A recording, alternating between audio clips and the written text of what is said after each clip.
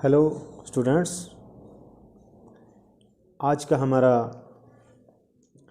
Topic प्राचीन भारतीय इतिहास से संबंधित है, जिसमें हम गुप्तकालीन साहित्य के बारे में जानेंगे। विद्यार्थियों, जैसा कि आप सभी जानते हो कि गुप्त काल प्राचीन भारतीय इतिहास का स्वर्ण युग रहा है। इस काल में बहुत सारा साहित्य रचा गया। तो आइए जानते हैं उस साहित्य के बारे में। सबसे पहले काव्य की बात करते हैं। इस काल में महत्वपूर्ण कवि भारवी, कुमारदास, माघ, हरिसेन इत्यादि हुए हैं, और कालिदास भी इस समय का एक महत्वपूर्ण कवि है। कालिदास प्राचीन भारतीय इतिहास में जो साहित्य रचा गया उनके रत्नों में से वो एक हैं। उनकी रचनाएं कुमार संभव और रघुवंश हैं, जो महाकाव्य हैं महत्वपूर्ण, और जो मेघदूत और ऋतुसंहार हैं वो काव्य हैं। कुमार संभव में कवि की जो कल्पनाशीलता है वो अपनी चोटी पर दिखाई पड़ती है हमें। इस ग्रंथ में शिव और पार्वती के विवाह के साथ साथ उसके पुत्र कार्तिकेय के जन्म का भी अत्यंत सुंदर वर्णन किया गया है। रघुवंश में 28 राजाओं के जीवन का वर्णन किया गया है। संस्कृत भाषा का एक उत्कृष्टम महाकाव्य माना जाता है। अगर हम बात करते हैं भारवी की, तो भारवी को प्रकृति सौंदर्य में महारत हासिल है।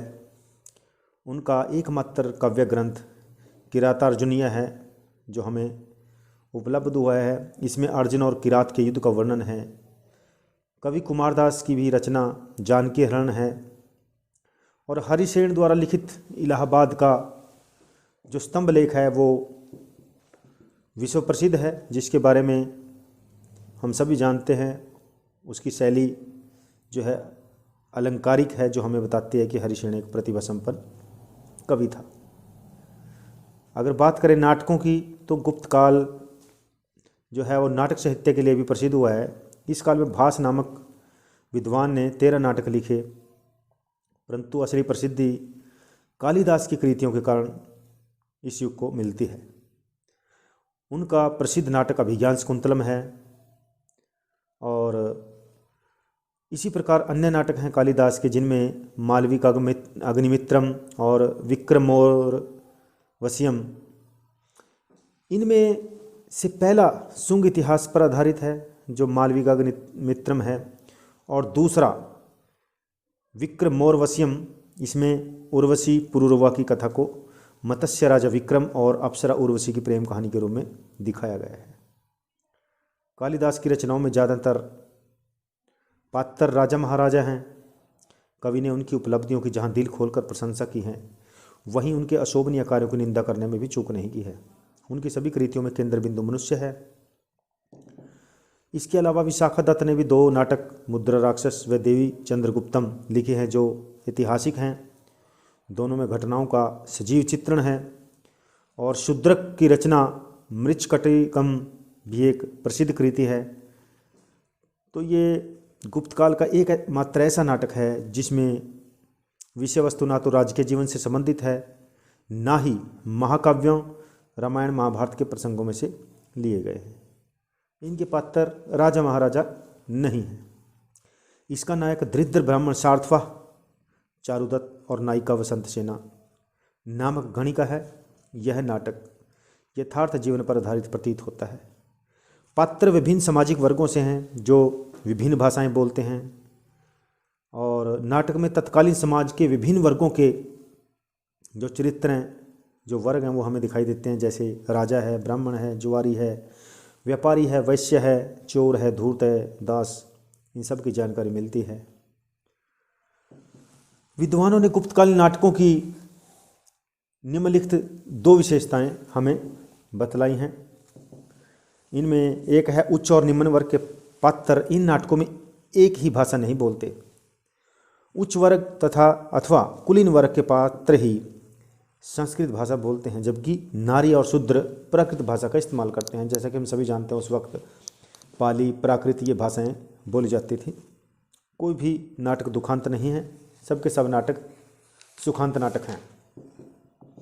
गद्य की बात करें तो गद्य लेखन में भी गुप्त काल का जो गुप्त काल जो है वो महत्वपूर्ण काल है। इसमें सर्वप्रथम संस्कृत में जो रोमांचक गद्य है उसकी शुरुआत सुबंधु नामक विद्वान ने की। उनकी एकमात्र रचना वासवदत्ता है, जो अपने ढंग की पहली पुस्तक है। विष्णु शर्मा द्वारा तंत्राख्यायिका नामक ग्रंथ की रचना भी इसी काल में हुई है। मुख्यतः यह एक कथा संग्रह है जो पंचतंत्र के नाम से लोकप्रिय हुआ।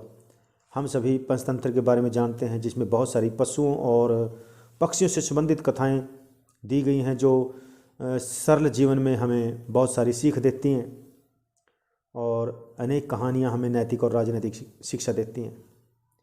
अगर व्याकरण की बात करें, जैसे पाणिनि और पतंजलि को आधार बनाकर इस युग में संस्कृत व्याकरण लिखा गया है। चंद्रगोमी नामक बंगाली बौद्ध भिक्षु ने चंद्र व्याकरण नामक ग्रंथ लिखा है, जो काफ़ी लोकप्रिय हुआ।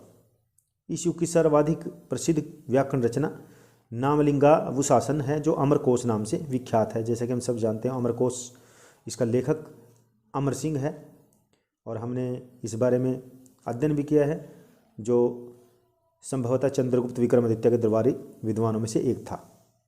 इस शब्दकोश को परंपरागत ढंग से संस्कृत लिखने वाले बिल्कुल रट लेते हैं। चंद्रगुप्त विक्रमादित्य के दरबार को सुसज्जित करने वाला एक अन्य विद्वान वररुचि था, जिसने प्राकृत व्याकरण से संबंधित ग्रंथ प्राकृत प्रकाश लिखा है। और इसी प्रकार से संस्कृत की एक अन्य महत्वपूर्ण कृति है कामसूत्र, जिसके रचयिता वात्स्यायन नामक विद्वान हैं। इस में काम जीवन के समस्त पक्षों जैसे सामाजिक, व्यक्तिक, शारीरिक, मानसिक, पारिवारिक व भोग इत्यादि का वैज्ञानिक विश्लेषण किया गया है। इसमें सुखी नागरिक के दैनिक जीवन का वर्णन है, जिसके लिए संगीत, नृत्य, कविता, चित्रकला, वीणा वादन, इनमें दक्षता आवश्यक बतलाई गई है। अर्थात इसमें सुसभ्य और सुसंस्कृत जीवन शैली को चित्रित किया गया है। इस काल में राजनीतिक और अर्थशास्त्र का कौटिल्य के अर्थशास्त्र के समान कोई मौलिक ग्रंथ की रचना तो नहीं हुई है, परंतु कमंद के नीतिसार नामक ग्रंथ की रचना अति महत्वपूर्ण है। तो विद्यार्थियों, ये हमारा गुप्तकालीन साहित्य का हमने संक्षेप में वृत्तांत जाना। आज के लिए इतना ही। Thank you.